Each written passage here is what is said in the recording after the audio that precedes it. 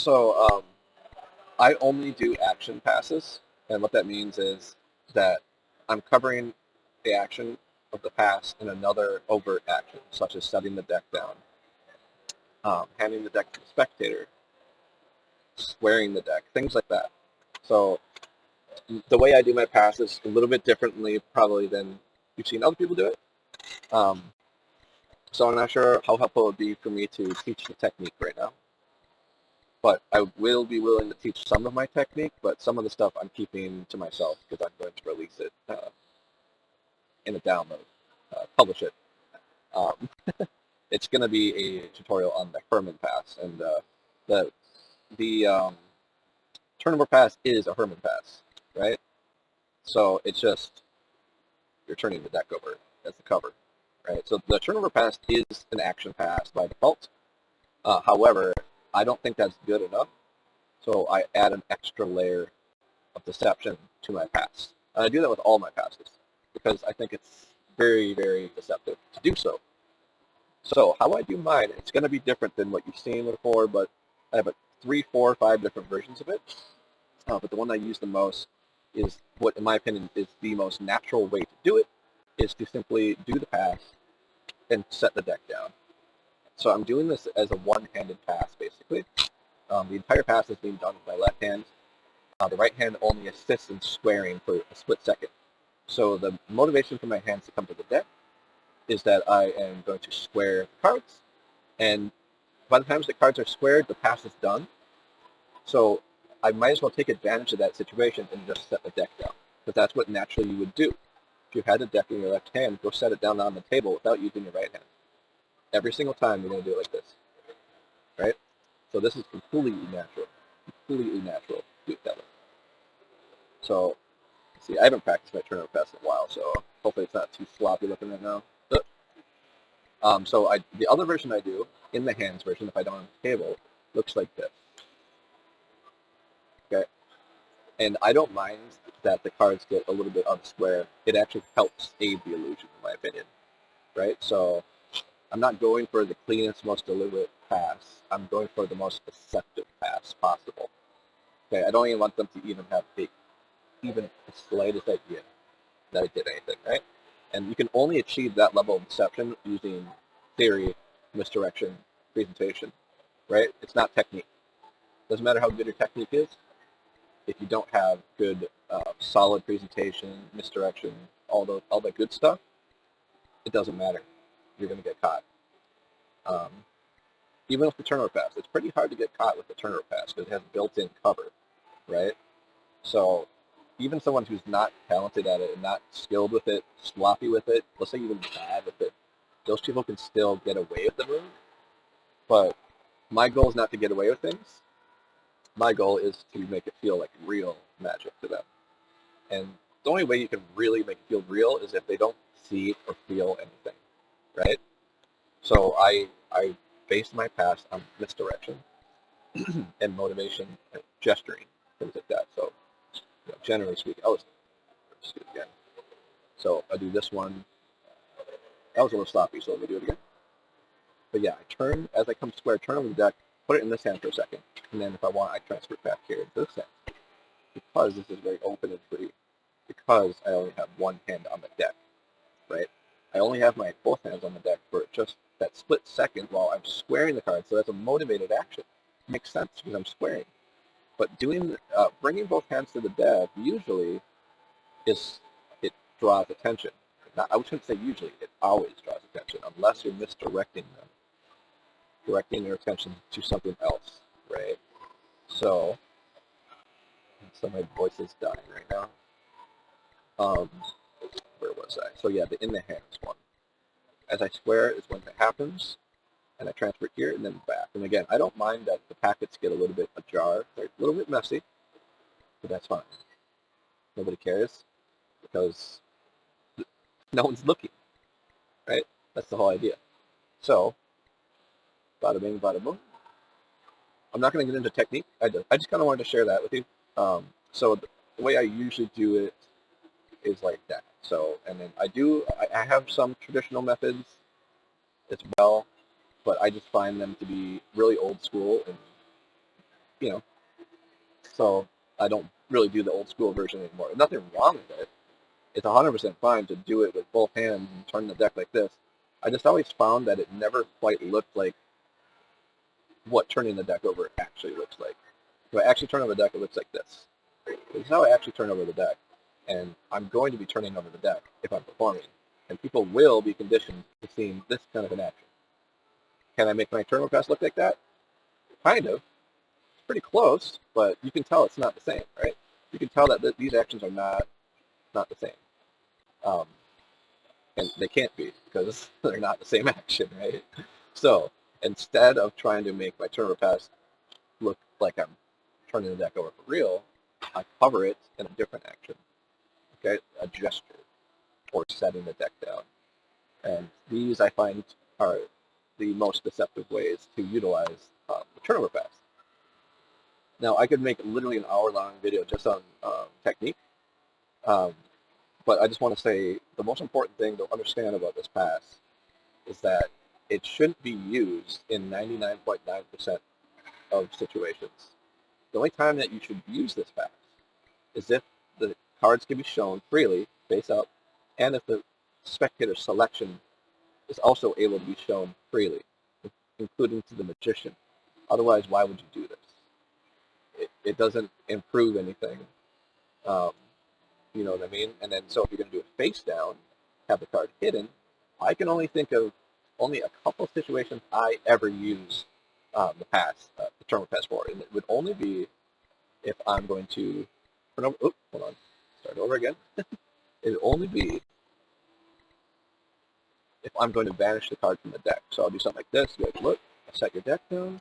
I'll set the deck down. I'll snap my fingers, and the card vanishes. And I spread the deck out, and they can see it literally has vanished.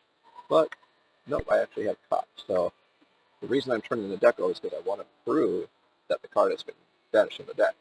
That's a really good reason to use turn pass, right? So in that situation, it makes sense. But doing it from a face-down deck, there's almost no reason for you to use the turnover pass for this, unless you need a reason to show the cards in your presentation, the faces, right? So keep that in mind. But doing it from a face-up deck with a freely selected open card, everyone can see it, this is a pretty good way to do it. You know, this is a really nice way to do it for sure. But honestly, at that point, you can just pull the card. You know, you can just do a pull, and it does the same thing, even more deceptively, right?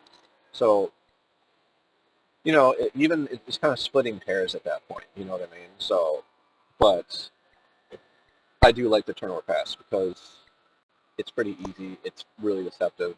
No one ever catches it. And if you add a little bit of pizzazz, some misdirection, some gestures, I think it can go really, really long way. Um, However, I just don't want to see people using the turnover pass as their main control because that makes no sense whatsoever. So do not use this as your main go-to control. There's so many effects that will be ruined if you did it this way because it's really, I think things are more powerful when the magician doesn't know the card in most cases, right? Unless the card's being signed or whatever, ACR, et cetera, et cetera. So there definitely are some effects that you can use turnover pass, but it also prevents you from doing a lot of effects too. There's so many more effects out there where the magician cannot know the card or doesn't know the card, so you can't use this. The only way you'll be able to use it is if you do it face down. But if you're just wanting to control the cards at the top, why would you do turnover pass? Like, you know what I mean? If you want to control the cards at the top, why would you do a turnover pass like this and then just be like, okay, perfect, it's in there somewhere. Like, it just doesn't make sense to do it like that. It's extra actions. It's kind of suspicious, right? So just keep that in mind when you're kind of learning this path. Let me think what else I was going to talk about. So another thing that's really important is pacing. I mean, I should just end the video here. But if you want to learn more, you can just please ask for help. Like I'm more than willing to offer some of my knowledge and expertise on this subject. I have performed this for years, probably thousands of times. So I have learned a couple things along the way, right? So, but I'm happy to assist people who want to learn the pass, because my most studied subject, other than the double lift, is the pass. So, yeah, just throw questions my way. But but right before I leave, I do want to point out a couple little small things that you might want to start to look at. Would be your pacing and presentation. So even if you're just showing it the move on video, at least try to perform it like you really would, like someone's really in front of you. Get used to doing it that way. Get used to rehearsing your moves how you would actually do them. Okay?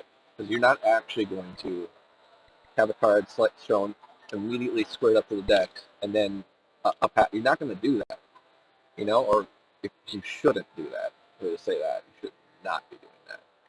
What you should be doing is trying to draw their attention away from the hands, not towards them.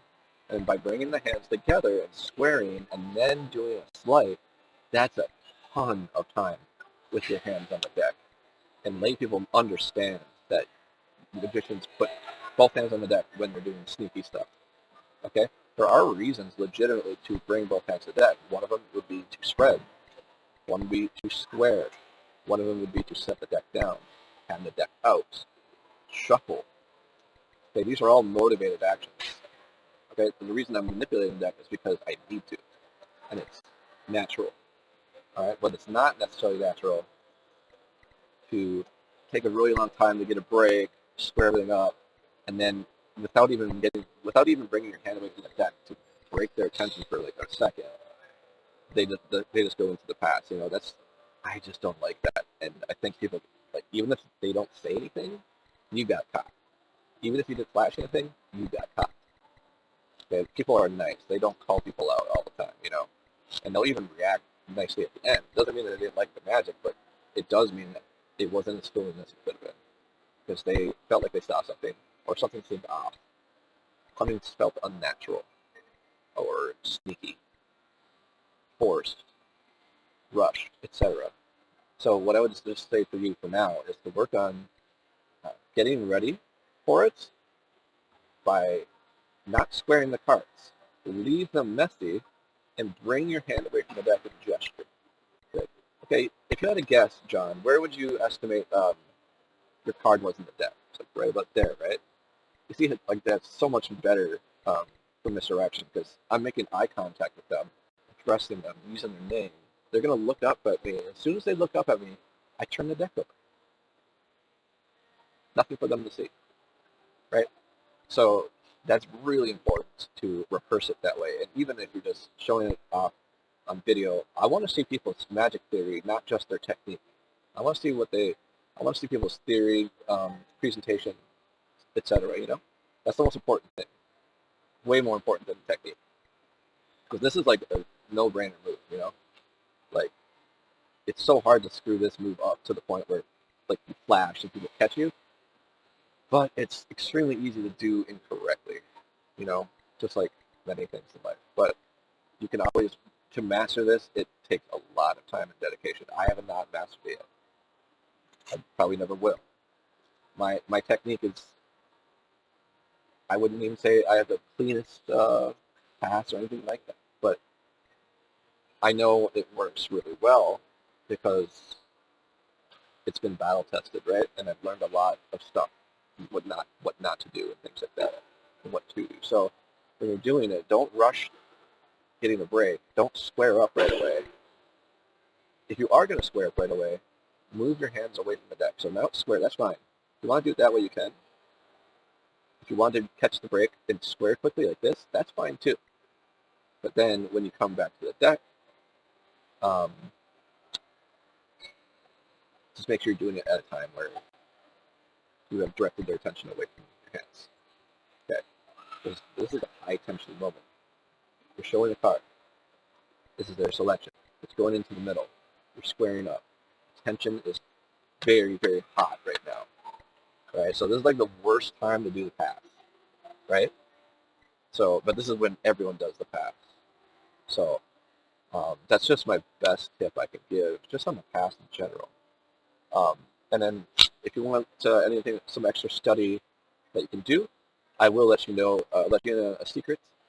I do my pass using a step and the Erdnase break. So what I can do is I can freely display a card, close up, and then not even have a break. Okay? This is not an Erdnase break. This is a step. But as soon as I want, this card is above their selection, I can engage into the Erdnase break, which is this kind of a break. This is an Erdnase break. Right? So it's like a V shape, like this. This is Erdnase break. Okay, pinky break. Right, pinky break. Everyone knows that one here. Let me just do this. And you can go from pinky break to Erdnase break too. You can, break transfers are another thing that we can talk about later. But yeah, just pinky break, Erdnase break. And then if you want, you can transfer that into closed edge grip, and that will cover the break from every single angle. Can't see a break here, can't see a break here, can't see a break here. This is the most deceptive way to hold a break by far. And I do have a 20, 30-minute video on the Erdnase break if you want to learn that. And I even go over some stuff on the turnover pass and Kerman pass, classic pass on that video. Because this is the kind of break that you want to use with the pass. It is the most deceptive break, and it gives you a lot of incredible utility, and it also makes the actual mechanics easier.